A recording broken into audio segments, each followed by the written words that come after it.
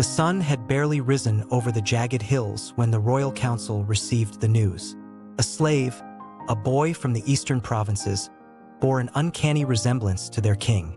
The man they had mourned or claimed to have mourned was dead, or so the whispered rumors said. His body had been stolen away in the night, dragged to the riverbank, and left to the currents. Officially, the king had succumbed to a sudden fever, but the council knew better. Secrets of such magnitude were always carefully constructed. Kofi was 16 when they found him.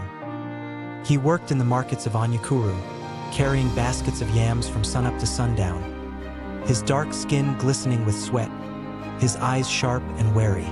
No one paid him much attention except the men in black cloaks who watched from the shadows, noting the curve of his jaw, the line of his brow, the way his shoulders bore weight even under the heaviest load. "Do you know who I am?" the tallest of them asked, stepping into the market's dust and chaos. Kofi looked up from a basket he was arranging. He had been trained to respond only when spoken to. "I am Kofi," he said. The men smiled, but it was a thin, cold smile. "We know, Kofi, and you will know why we are here. You are to serve the kingdom, in a way that may cost you everything." The council had orchestrated the king's death months before. They feared his growing temper, his obsession with expansion, and his disregard for tradition. The man who sat on the throne could not be allowed to survive a war that had already begun brewing on the northern border. So, under the cloak of a nightly storm, they lured the king to the old fortress on the hill, poisoned him with a draught of rare herbs, and made certain the body would vanish without trace. No one was to question, no one to remember.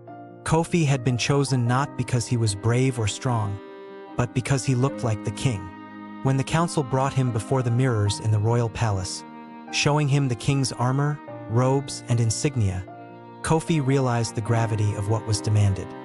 He was to become the man whose face haunted every doorway, whose commands decided life and death. "You will wear the robes," one elder said, voice flat as stone. "You will lead the army. You will sit upon the throne. And when the war is won," he let the words hang like a guillotine, "you will die. That is the price of truth." Kofi felt his stomach tighten. This was not a choice. To refuse was to die immediately. To accept was to fight for a kingdom that had already sentenced him. And so he learned the courtly rituals, the gestures of power, the king's voice, his laugh, his small idiosyncrasies. He practiced speaking to ministers, giving commands with the same confidence, swallowing the knot in his throat whenever he looked in the mirrors. The first council meeting as king was an ordeal. Generals who had fought beside the true king watched him with suspicion. Advisors whispered, tested his knowledge of treaties and customs. Kofi stumbled once, calling a general by the wrong title, and a dagger's shadow seemed to cross the council chamber. He had to remind himself that every misstep could mean death before even reaching the battlefield. The war had begun in the north, where the neighboring tribes, tired of the king's expansionist policies, had risen in rebellion. Kofi, wearing the king's armor, riding the king's warhorse, and speaking with the king's voice, led his armies with calculated determination. Each battle was a knife's edge. The soldiers followed him not for his charisma, but because the throne demanded obedience. At night, in the quiet of the royal chambers, Kofi could hear the echoes of the king's life, the laughter of concubines, the soft footsteps in the halls, the whispers of trusted advisors. He thought often of Kofi of the markets, the boy who had once feared only hunger and chains, now forced to command armies and feign authority.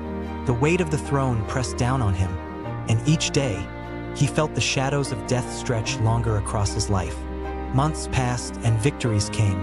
The northern armies were routed one by one, their villages burned or occupied, their leaders executed to prevent rebellion.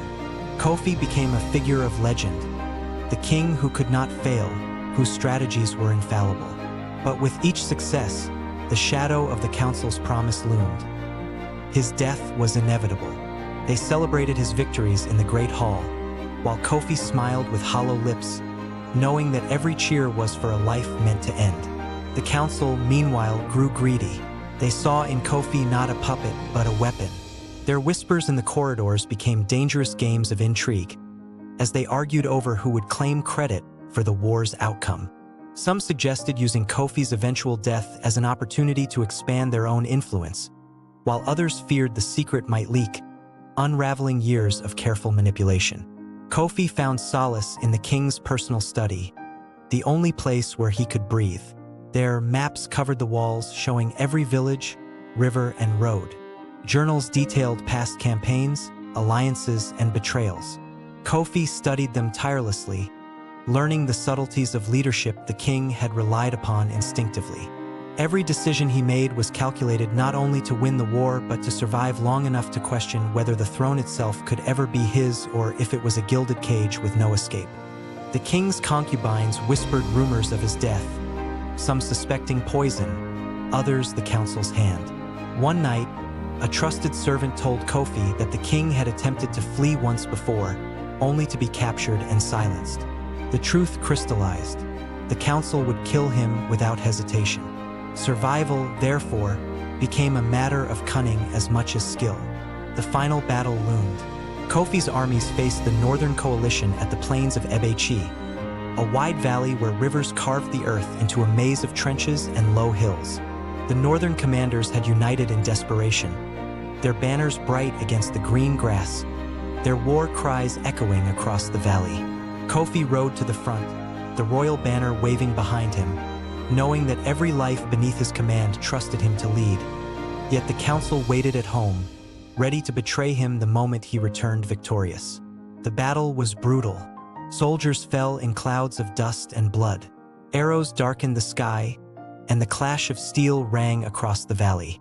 Kofi fought with strategy and precision, knowing that failure was more than death. It would reveal the ruse and unleash chaos. He feigned maneuvers, lured the enemy into traps, and watched as the tide slowly turned in his favor. Hours passed like centuries, until finally, the northern coalition broke, scattering into the hills. Victory was his, yet the knowledge of his inevitable death hung like a shroud heavier than any armor. Returning to the palace, Kofi was met with celebration. The council's smiles as bright as the torchlight, yet hollow with greed. He had saved the kingdom, crushed the enemy, and performed the role of king better than the king ever had. Yet none of it mattered. The council would keep their word, and he would die. Kofi's mind raced. He had learned every secret, every hidden path, every weakness in the palace. He considered flight, rebellion, assassination, but the council controlled the army, the guards, and every channel of communication. Any move would be met with death. Even allies might betray him to protect themselves. And then, on that evening, the council summoned him to the throne room, their faces cold masks of civility. "The war is won," the head elder said. "Your duty is complete."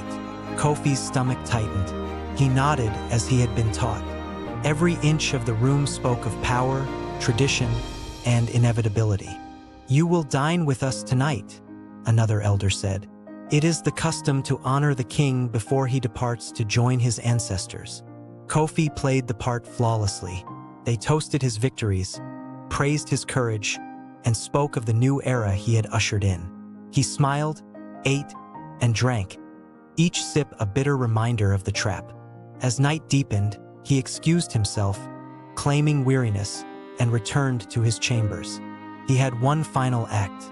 In the dead of night, Kofi moved silently through the palace, gathering evidence of the council's treachery. Letters, records, and confessions. He wrote the truth on strips of cloth, hidden in the walls of the tower, hoping that one day someone would uncover the story. Then, he took the key to the armory, loaded a few weapons, and awaited the council's arrival. When the first elder knocked, the door swung open, and Kofi confronted them. "The war is over," he said, voice steady. "But the kingdom belongs to those who survive, not to liars who plot in shadows." The council panicked, arrows drawn, but Kofi had prepared. In the chaos, the chamber burned. The eldest of the council fell first, screams echoing through the stone halls. Others tried to flee, but Kofi's precision and strategy, honed in months of playing the king, left them trapped. By dawn, the council lay dead or dying. Their schemes turned against them. Kofi emerged from the palace, bloodied, exhausted, but alive. The people saw their king standing among the ruins, and though they did not know the full truth, they knew the land was safe. He was no longer a puppet, he was a survivor. Yet the throne itself remained a symbol of the past. Bloody, tainted, and cursed. Kofi left it behind, walking into the eastern forests, leaving behind the robes, the crown, and the whispers of ancestors. The kingdom would rebuild, the people would remember, but Kofi, the boy who had been forced to wear the king's face, would never return. Somewhere in the villages, the story of the king's look-alike became legend. Of a boy who became king, fought wars, outwitted the council, and vanished. No one knew where he went, and none dared question. The truth survived only in whispers, in the folds of cloth hidden in the tower, in the silence of the forests where Kofi walked free, carrying the weight of a crown he would never wear again.